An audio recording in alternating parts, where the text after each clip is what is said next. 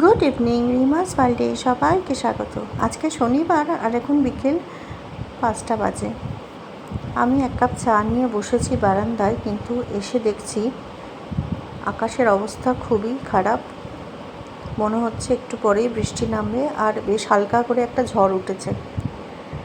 গাছগুলো বেশ দুলছে, আর মাঠেও দেখছি ধুলোবালি উঠছে। সুতরাং বোঝাই যাচ্ছে একটু পরেই খুব জোরে ঝড় বৃষ্টি নামবে। আমার অনেক কাজ ছিল, বেরোনোর দরকার ছিল, কিন্তু মনে হচ্ছে না আজকে আর বেরোতে পারবো। কাজগুলো সেরে ভেবেছিলাম একটু বাবা মার সঙ্গে দেখা করে আসবো, কিন্তু সেটাও মনে হচ্ছে আর হবে না। সকালবেলায় বাবাকে বলেছিলাম ফোন করে যে ওখানে তোমাদের ওখানে আজকে বিকেলবেলায় যাব, কিন্তু মনে হচ্ছে না যেতে পারবো। বর বলছে বেশ জোর ঝড় বৃষ্টি নামবে। আর আজকে মেয়ে একটু বেরিয়েছে দুপুরের দিকে বন্ধুদের সাথে, ও একদম ডিনার করেই ফিরবে। তো সেই জন্য ভাবলাম আজকে আমরা একটু ঝাল ঝাল করে ডিমের ঝোল খাবো, আর তার সঙ্গে পোস্তর বড়া, আর সকালবেলা আমডাল করেছিলাম, তো সেটা রয়েছে। আজকে একটু ঝাল ঝাল করে ডিমের ঝোল বানাবো। ঝালটা খুব একটা খাই না, আপনারা দেখেওছেন রান্নাতে, কিন্তু টমেটোটা আমরা রোজ খাই, কারণ টমেটোটা না দিলে রান্নাতে আমার মনে হয় না যেন কিছু কম হলো রান্নার। দেখুন, প্রত্যেকটা রান্নাতেই আমি টমেটো দিই, কারণ টমেটোটা আমাদের সবারই খুব প্রিয়। এগুলো এবার ভালো করে কষিয়ে নেব একসাথে নিয়ে। ওদিকে আলুটা একটু সেদ্ধ করে রেখেছি, সেটা এবার আস্তে আস্তে পেঁয়াজটা কষিয়ে একসাথে মিশিয়ে একদম কষাবো।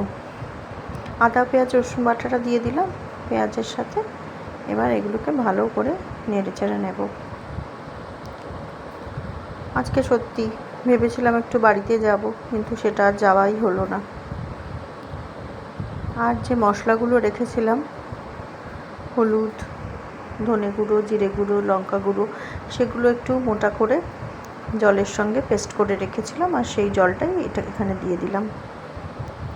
এইবার একটু স্বাদ মতো নুন দেব।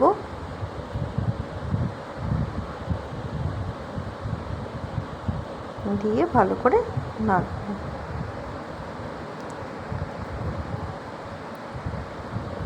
এটা থেকে তেল ছাড়তে শুরু করলে এবার আলুটাও দিয়ে কষিয়ে নেব।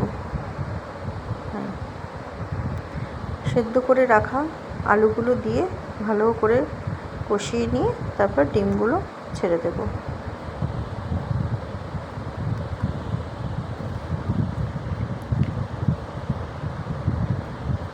মারাও আসতে পারে না বেচারা, ওদের বয়স হয়েছে। আর এখন ভোটের জন্য আমিই বারণ করেছি তোমরা কোথাও বেরিও না, কারণ যেহেতু বয়স্ক মানুষ, তো সেই জন্য আমিই বলেছিলাম যে আমার ওদিকে আজকে গড়িয়ার দিকে কিছু কাজ আছে, সেগুলো সেরে তোমাদের ওখানে যাব। কিন্তু সত্যি এত বাজে লাগছে। নুন আর চিনিটা দিয়ে দিলাম একটু, আর এখন গরম মশলাটা দিয়ে দিলাম। ব্যাস, ডিমের ঝোল রেডি। গরম গরম ডিমের ঝোল। আজকে কিন্তু ডিমের ঝোলটা একটু ঝালই দিয়েছি।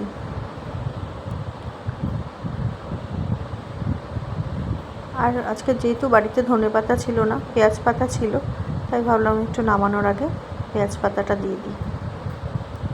খেতে কিন্তু দারুণ হয়েছিল। রুটি কিংবা ভাত যে কোনো দিয়ে এটা খেতে কিন্তু অপূর্ব হয়ে গেছে। এটা নামিয়ে নেব। আর ওদিকে পোস্তটা বেটে রেখেছি।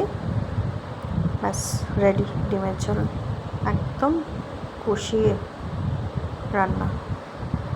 চলুন এবার পোস্তর বড়াটা সেরে নিই, তারপর গরম গরম সবাইকে খেতে দিয়ে দেবো। এখানে নুন আর চিনির মিশ্রণটা স্বাদ মতো নিয়ে নিয়েছি।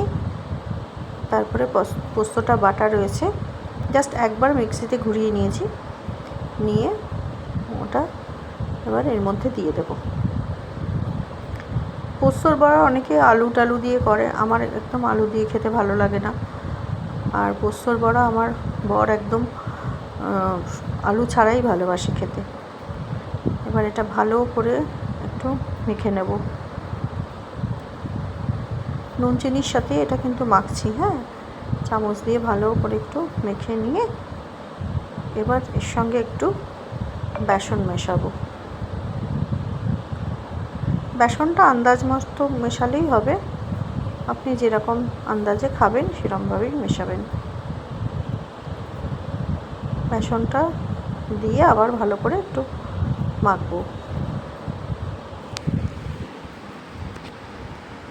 আর এরমভাবে করলে না খুব সহজেই তাড়াতাড়ি পোস্তর বড়া করা হয়ে যায়।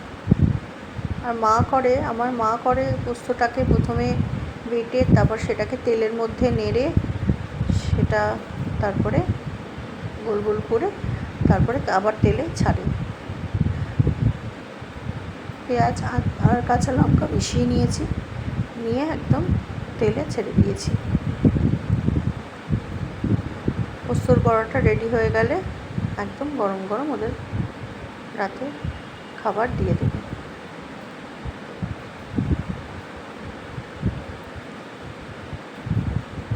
এরমভাবে বাড়িতে খুব সহজে কিন্তু পোস্তর বড়া বানানো যায়। এরমভাবে করেও একবার দেখতে পারেন, ভালোই লাগে খেতে, চটজলদি যতটা সহজে করা যায়।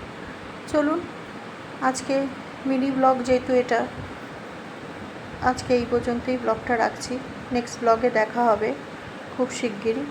ততক্ষণ সবাই ভালো থাকবেন, সুস্থ থাকবেন। সবাইকে শুভরাত্রি। আর আজকে এই আয়নাটা আমার একটু আগে এলো, ডেলিভারি দিয়ে গেল। কেমন হয়েছে সবাই অবশ্যই কমেন্টসে জানাবেন। শুভরাত্রি।